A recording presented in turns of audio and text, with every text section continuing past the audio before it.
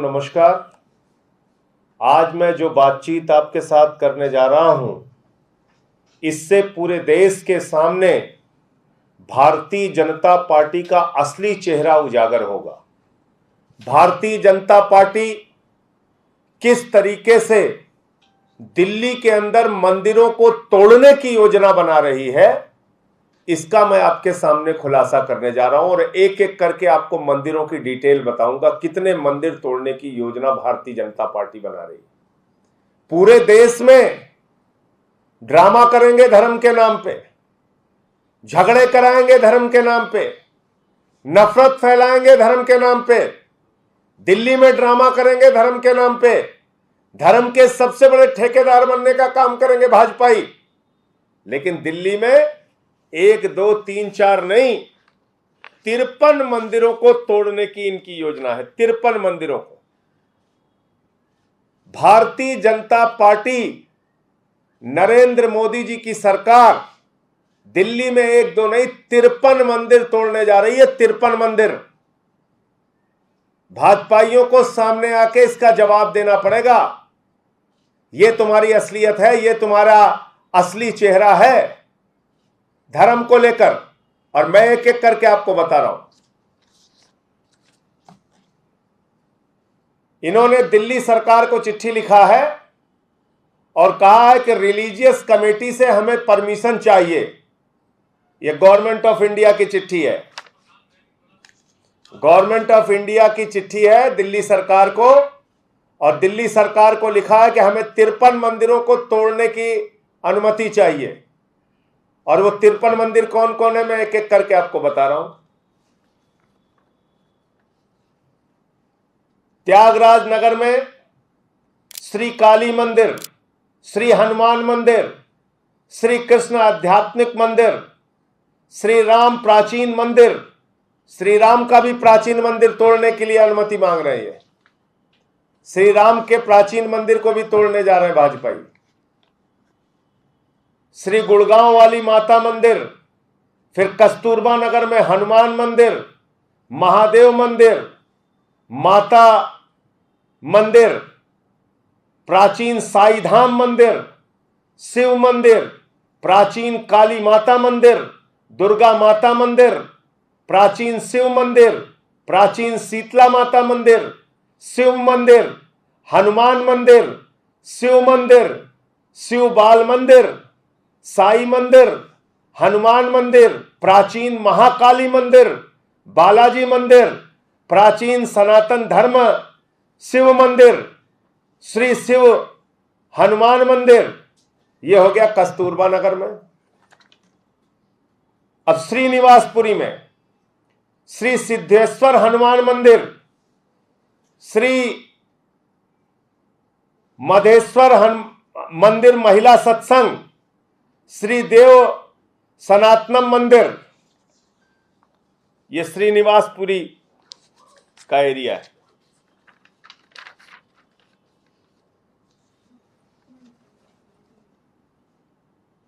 श्री शांति मंदिर, साईं धाम मंदिर, श्री नीलकंठ महादेव मंदिर, श्री शक्ति हनुमान मंदिर।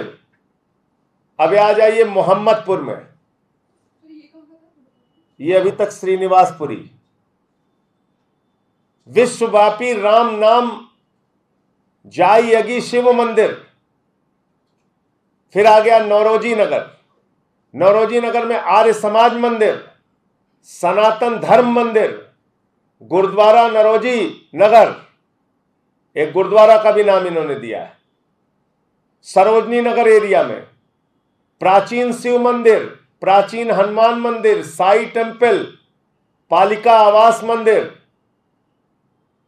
सिंध शक्तिपीठ मंदिर, शनि मंदिर। यह हो गया सरोजनी नगर में। और नेताजी नगर में माता मंदिर, 3 माता मंदिर है, शिव मंदिर है, साई मंदिर है, शनि मंदिर है, शिव हनुमान मंदिर है, फिर माता मंदिर है,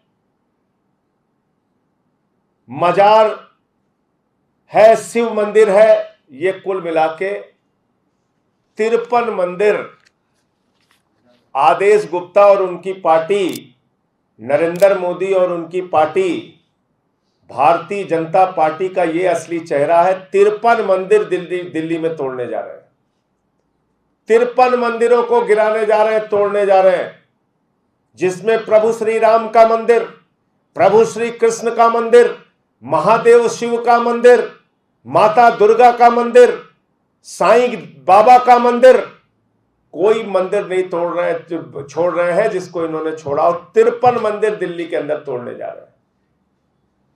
तो भाजपाइयों, तुमको अपने चेहरे पर कालिख लगा के घूमना चाहिए। ड्रामा करते हो देश भर में धर्म के नाम पे, मंदिर के नाम पे ड्रामा करते हो, और दिल्ली में जहां आम आदमी पार्टी की सरकार है वहां 53 मंदिर तोड़ने जा रहे हो।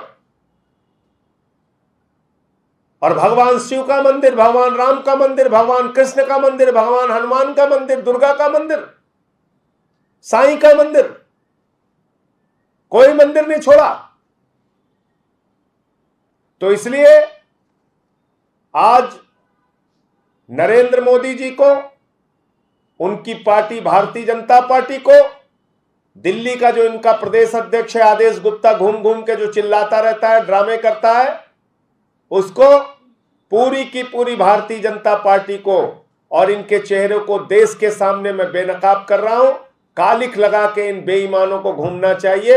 ये कितने बड़े हिंदू धर्म के विरोधी हैं, ये कागजात इस बात का सबूत है। ये हिंदू धर्म के कितने बड़े विरोधी हैं, ये इस बात का कागजात, ये सबूत है।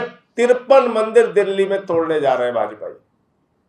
तो आदेश गुप्ता को सामने आके, नरेंद्र मोदी जी को सामने आके दिल्ली की जनता से हाथ जोड़ के, नाक रगड़ के माफी मांगनी चाहिए।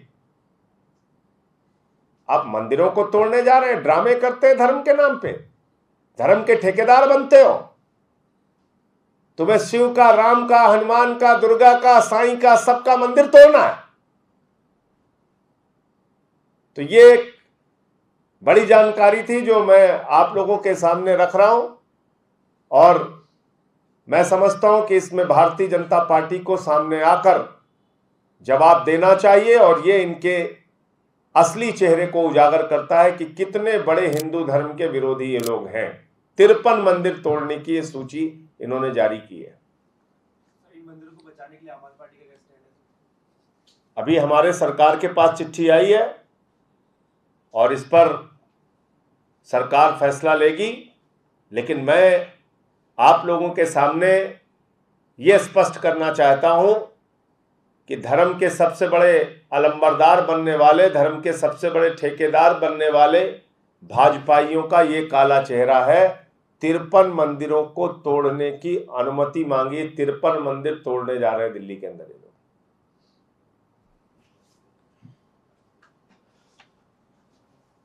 इसके अलावा अग्निपथ योजना को लेके कल एक बहुत ही आपत्तिजनक बयान बिहार के मंत्री ने दिया, उसके पहले इनके एक विधायक ने दिया, उसके पहले इनके एक केंद्रीय मंत्री ने दिया, उसके पहले इनके एक राष्ट्रीय महासचिव ने दिया। पूरी की पूरी भाजपा इस वक्त जो नौजवानों का आंदोलन चल रहा है, और कल आप लोगों ने देखा होगा कि 19 साल के कन्हैया कुमार ने, अंकित नाम के नौजवान ने, 2 नौजवानों ने पिछले कुछ दिनों में आत्महत्या की अग्निपथ योजना के अनाउंसमेंट के बाद राजस्थान में। रोते बिलखते हुए नौजवानों के वीडियोज आ रहे हैं, चीख रहे हैं वो। बहुत सारे लोग ओवर एज हो गए, बहुत सारे लोग इस अग्निपथ योजना में जाना नहीं चाहते, वो पीड़ित हैं, दुखी हैं, लेकिन उनके इस घाव पर, उनके इस गहरे घाव पे नमक छिड़कने का काम भारतीय जनता पार्टी के नेता कर रहे हैं। इनका एक विधायक है हरभूषण ठाकुर, वो कह रहा है ये लोग तो जिहादी हैं। कल इनका बिहार का एक मंत्री है राय, वो कह रहा है ये आतंकवादी हैं। इनका एक केंद्रीय मंत्री है किशन रेड्डी, वो कह रहा है ये लोग धोबी, नाई, ड्राइवर, चालक, इलेक्ट्रीशियन बन जाएंगे। इनका एक राष्ट्रीय महासचिव है, वो कह रहा है बीजेपी के दफ्तर में गार्ड लगा लेंगे। इनके भारतीय जनता पार्टी के तमाम नेता और विधायक, तमाम इनके केंद्रीय मंत्री कह रहे हैं अरे भाई आप लोग क्यों हल्ला मचा रहे हो? सेना तो देश की सेवा है, सेना नौकरी नहीं है, सेना पैसा कमाने का जरिया नहीं है। तो मैं भाजपाइयों से पूछना चाहता हूं कि बाबा साहब के द्वारा लिखे गए संविधान की वो किताब दिखा दीजिए जहां पे राजनीति को लूटने का धंधा बताया है। सेना तो देश सेवा के लिए है, तो क्या राजनीति लूटने के लिए है? 12 करोड़ की गाड़ी में प्रधानमंत्री घूमेंगे देश सेवा के लिए, 8,000 करोड़ के जहाज में प्रधानमंत्री घूमेंगे देश सेवा के लिए, हजारों करोड़ रुपए देश के केंद्रीय मंत्रियों पे, मुख्यमंत्रियों पे, प्रधानमंत्री पर खर्च होगा देश सेवा के नाम पे, सांसदों विधायकों के लिए। उनको जिंदगी भर की पेंशन, जिंदगी भर की मेडिकल की सुविधा, बड़ी बड़ी तनख्वाहें, बड़े बड़े बंगले मिलेंगे देश सेवा के लिए। और जो हमारा जवान सीमा पर शहीद होने के लिए जाएगा, उसको तुम शहीद का दर्जा भी नहीं दोगे देश सेवा के लिए, उसको परमवीर चक्र भी नहीं दोगे देश सेवा के लिए, उसको अशोक का चक्र भी नहीं दोगे देश सेवा के लिए, उसको पेंशन भी नहीं दोगे देश सेवा के लिए, मेडिकल की सुविधा भी नहीं दोगे देश सेवा के लिए, उसके परिवार को कोई सहायता नहीं दोगे देश सेवा के लिए, उसका कोई सम्मान नहीं दोगे देश सेवा के लिए, यहां तक कि कैंटीन का कार्ड भी नहीं दोगे देश सेवा के लिए। तो क्या देश सेवा के लिए दोहरा मापदंड है भाजपाइयों का कि राजनीति में रह के जो देश सेवा करेंगे वो प्रधानमंत्री 12 करोड़ की गाड़ी में घूमेंगे, 8,000 करोड़ के जहाज में घूमेंगे, और सीमा पर सुरक्षा करने के लिए जो अपने प्राणों की आहुति देगा उसको शहीद का दर्जा भी नहीं देंगे, उसको मेडल भी नहीं देंगे, उसको 4 साल की नौकरी के बाद सैनिक भी नहीं मानेंगे? ये आप कहना चाहते हो? और क्या ये भारत माता की रक्षा के साथ गद्दारी नहीं है भाजपाइयों की?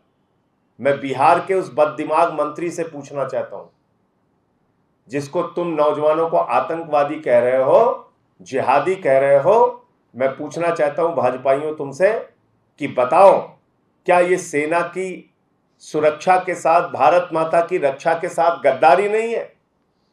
आज के समय में एक जवान सीमा पर लड़ने के लिए तैयार होता है 1 साल की ट्रेनिंग के बाद, फिर बटालियन में 1 साल की ट्रेनिंग, फिर 2-3 साल के फील्ड के एक्सपीरियंस के बाद 5 साल 6 साल जब नौकरी कर लेता, तब वो युद्ध के लिए पूरी तरह से तैयार होता है।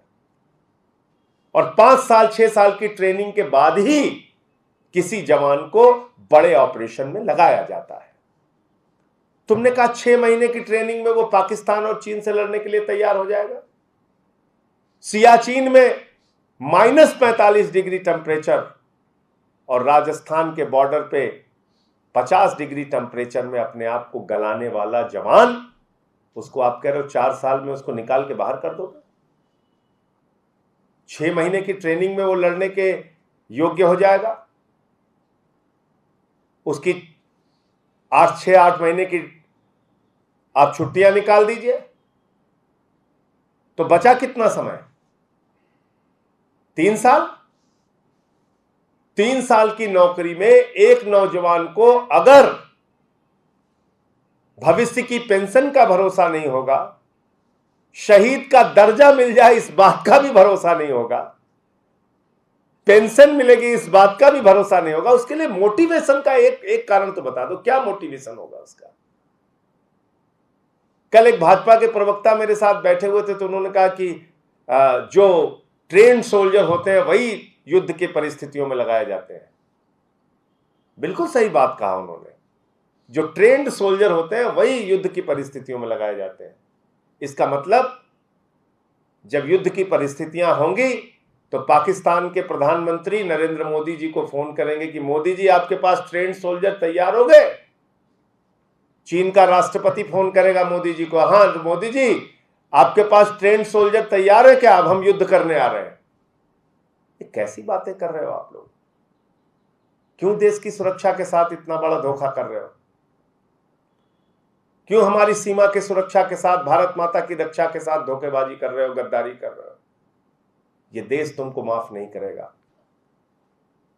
और जो पैसों की कमी का ड्रामा बता रहे हो, जो सहारा पैसों की कमी का, आर्थिक संकट का तुम बता रहे हो, वो पूरी तरीके से बेबुनियाद और झूठी है। मैंने तो आंकड़ों के सहित बताया था, 10.5 लाख करोड़ रुपए चंद पूंजीपतियों का देश की सरकार जो अगर आज चाहे तो आज वसूली कर सकती है। 10.5 लाख करोड़ रुपए चंद पूंजीपतियों का बकाया है। बैंकों से खाली कर लिया उन्होंने हमारा आपका पैसा, 10.5 लाख करोड़ रुपए। आज आर्थिक संकट हिंदुस्तान की जनता के कारण नहीं है। हिंदुस्तान की जनता ने तो 20 लाख करोड़ रुपए आपको डीजल पेट्रोल में टैक्स दे दिया, तमाम चीजों पे टैक्स दे दिया। आपने अपने मित्रों से हिंदुस्तान की जनता का पैसा लुटवाया। मेहुल भाई नीरव मोदी से 20,000 करोड़ लुटवा दिया, नितिन संदेशरा से 6,000 करोड़ लुटवा दिया, विजय माल्या से 10,000 करोड़ लुटवा दिया, ललित मोदी से 2800 करोड़ रुपए लुटवा दिया। पूरे देश का खजाना खाली कर दिया। तो ये जो बड़ी लूट करने वाले लोग हैं, इनसे आप 10.5 लाख करोड़ रुपए वसूल लें। तो मैंने तो जोड़ के बताया था कि अगर बड़ी बड़ी तनख्वाहें इन 46,000 जवानों को आप देंगे, बड़ी बड़ी तनख्वाहें, क्योंकि 55,000 रिटायरमेंट हर साल फौजियों का होता है और 46,000 इस अग्निपथ योजना में आप लेने जा रहे हैं। पहली बात तो ये जान लीजिए कि कोई करोड़ों नौजवानों को नौकरी आप देने नहीं जा रहे हैं। 20 करोड़ नौजवान हिंदुस्तान में बेरोजगार है, जिसमें से मात्र 46,000 लोगों को आप हर साल इस अग्निपथ योजना के तहत नौकरी देंगे।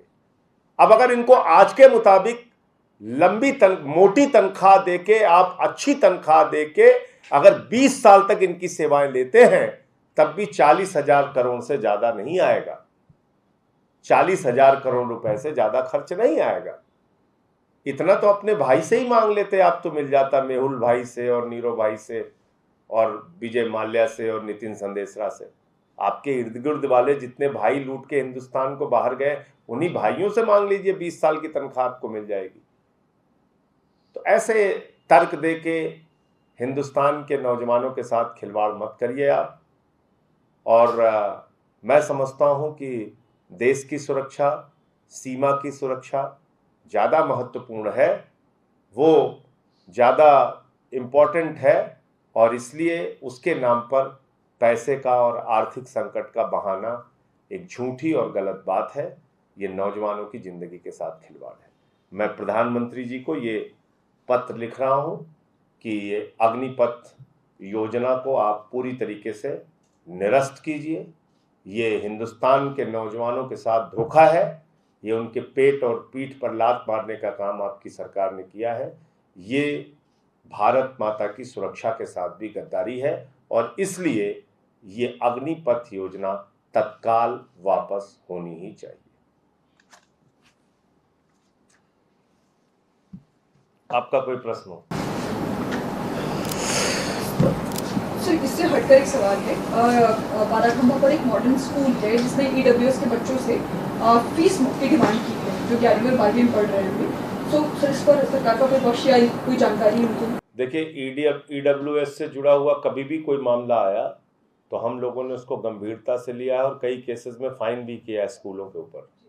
ईडब्ल्यूएस में जो तय व्यवस्था है बच्चों की पढ़ाई के लिए, इकोनॉमिकली वीकर जो हैं, जो आर्थिक रूप से कमज़ोर परिवार हैं, उनके बच्चे वहाँ पे पढ़ते हैं, उसमें किसी भी प्रकार की अगर आप उनसे अतिरिक्त फीस की वसूली करते हैं तो ये ईडब्ल्यूएस कोटा के अंदर लिए गए एडमिशन्स का खुला घोर उल्लंघन है, और हमारी सरकार इस पर ज़रूर कार्रवाई करेगी। आप जिस केस के बारे में बता रहे हैं उसके बारे में तो मुझे सीधे तौर पे नहीं कुछ पता है, लेकिन उससे संबंधित कोई शिकायत आएगी तो ज़रूर हमारी सरकार उस पर कार्रवाई करेगी।